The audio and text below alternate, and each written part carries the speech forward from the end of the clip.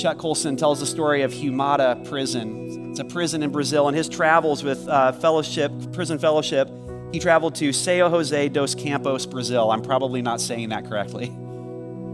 And in Brazil, there's this prison. It's still around today. It's called Humada Prison. It's actually part of prison fellowship today. But it's infamous prison where inmates were actually tortured by guards. There was an isolation cell, and they tortured these inmates. Some of them were killed. Violence among the prisoners was out of control, and the living conditions deteriorated so badly and so much that finally the government in Brazil was ready to shut down the prison. And so what happened is there were these two Christians who stepped up and said, if you're going to shut it down anyway, can we take over? Will you let us take over this prison?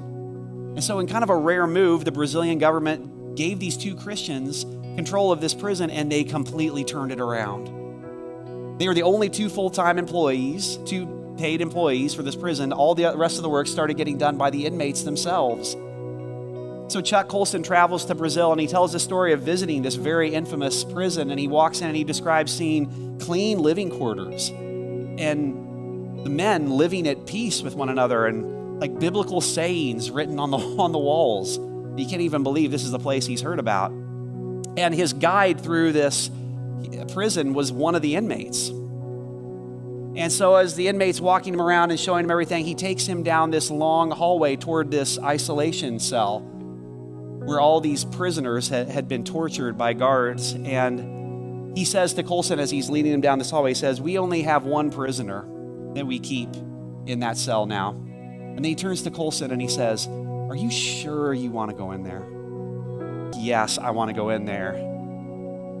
So this inmate kind of shrugs his shoulders like, okay. And so he turns the key in the lock, opens the door, and as Colson tells the story, he walks into this isolation cell, and there's nothing in the room except a crucifix on the wall, hand-carved by the prisoners, with the prisoner Jesus hanging on the cross.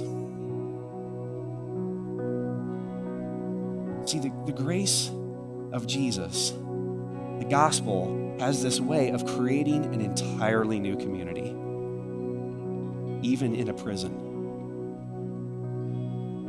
Even during a pandemic, even during an election year. I would say the ground is level at the foot of the cross. 예수, 흠도 죄도 없는 당신이 깊이 감춰둔 내 죄로 인하여 하나님의 어린 양 속죄의 제물 되어 저주받은 나무에 달리셨네.